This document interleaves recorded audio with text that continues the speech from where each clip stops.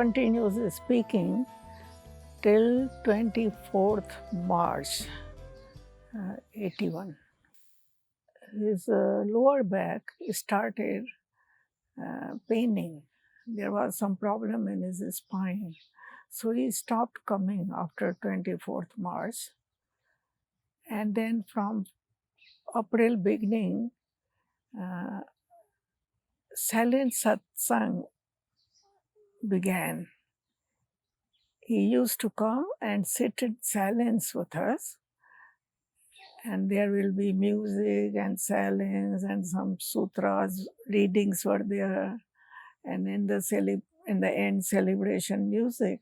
So this 1 hour satsang every day with Osho, the whole month of May.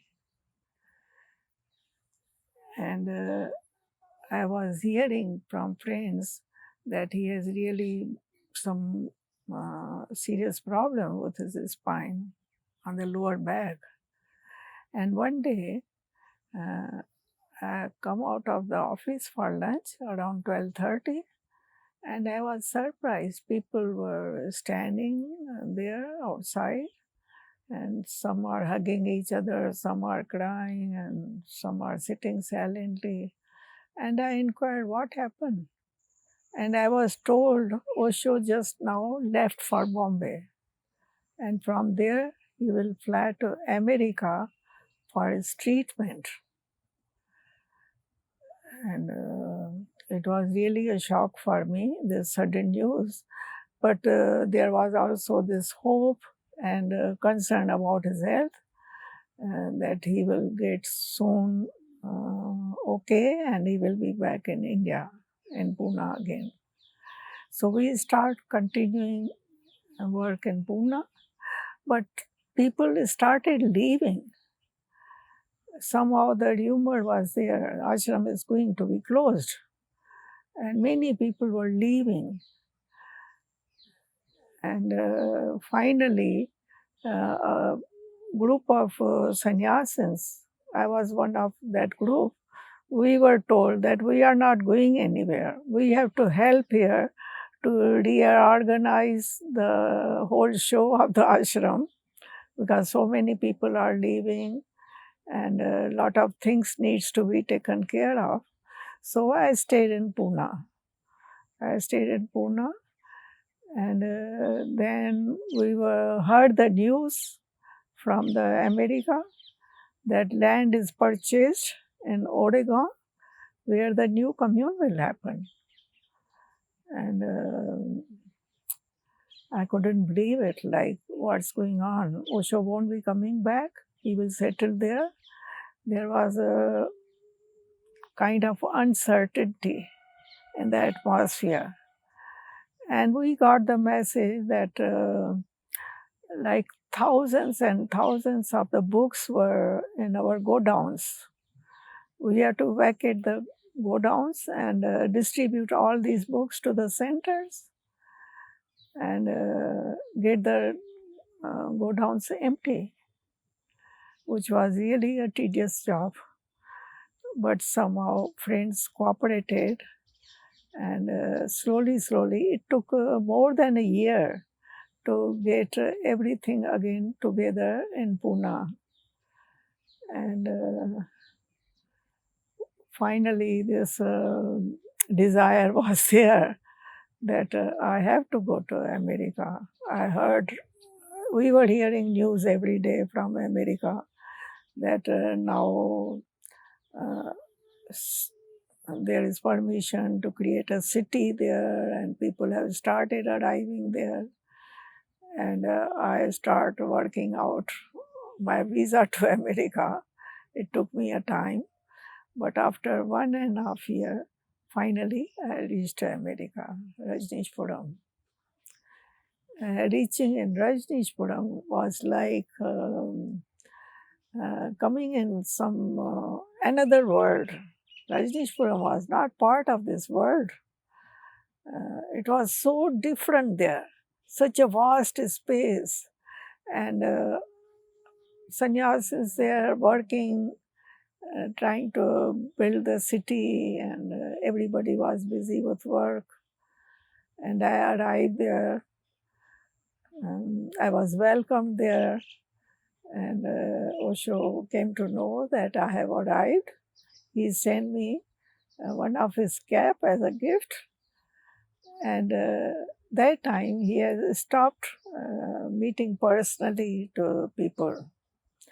He used to come out for drive-by only in the afternoon, and all the people there have to stand in line near the road from where Osho will pass in the car.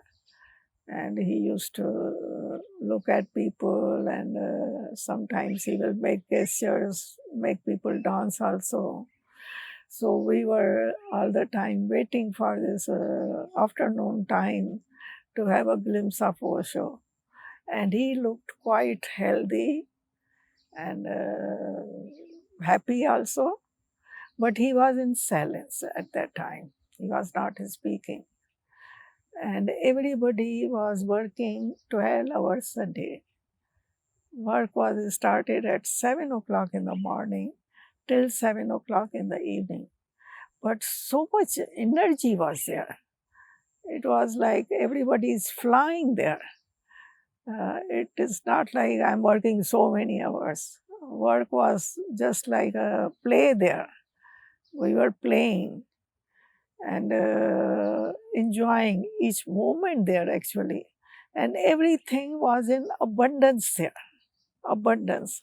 Living such a rich life. And one more interesting thing was there were no locks anywhere. In the houses, in the cupboards, no locks. There were no theft, no crime, nothing.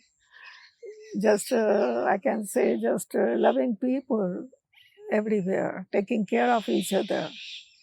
I remember in one of the festivals, we were more than 5,000 people in the dining, a special dining area used to be arranged in festivals. And after eating, I forgot my purse there and went away. In my purse was my Walkman and some valuables and some money also. When I reached in my trailer, I realized I had left my purse there. So I went back. I was surprised. Purse was just there where I was sitting. Nobody has touched it. So many people around, but nobody touched the purse. That was a kind of honesty there. And one interesting thing was every 6 months, the coordinators will come to our rooms. We get the message today, you be there in your room at this time. And they will come and say, open your cupboard. What you are not using since 6 months, take it out. That means you don't need it. So don't hold things. Clean up, clean up. The message was clean up everything. So we had to give away uh, extra clothes which we had not used.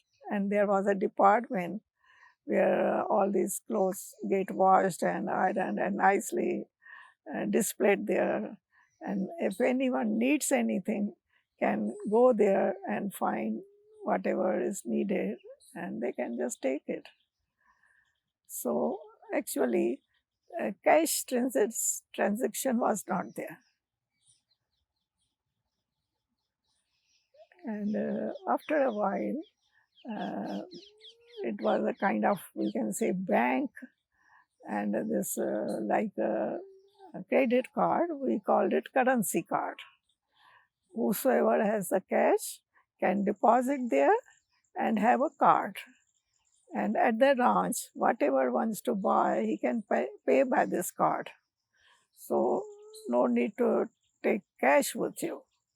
That way people were feeling very free, living life without cash and just having this card. And people were so helpful to each other. If someone knows that someone has no money, people will come and help the person. And if he needs anything, they will buy for him also. It was, I will say, a totally different world what Osho's vision was, that people should live like one humanity, one world. So it was a kind of mini experiment of that. We were living like one humanity. Nobody knew which country you are from or what is your background, nothing. We all were treated equally. We are all human beings. We are all sannyasin, love and Osho. We are all seekers trying to find our own truth and helping each other in that. That way, life was wonderful in Rajneeshpuram.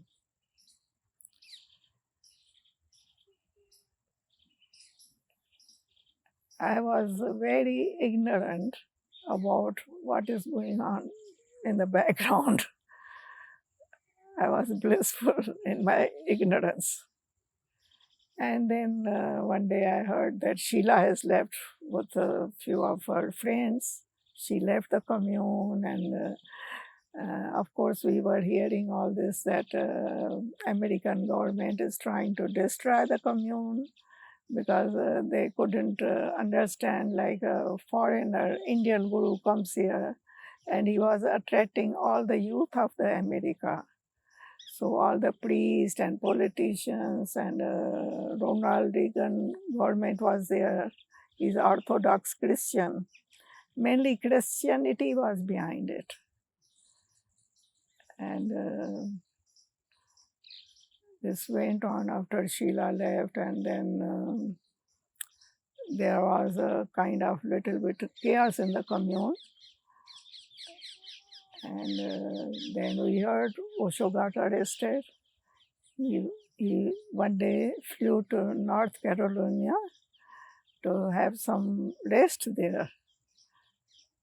And he got arrested without any warrant or anything. Few people were with him, all were arrested. And being in jail for 12 days, he came back, and the end was that he got deported from America.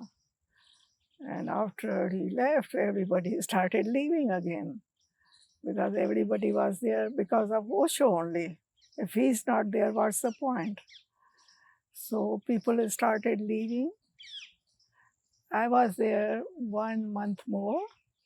Osho arrived in India and went to Manali to rest there.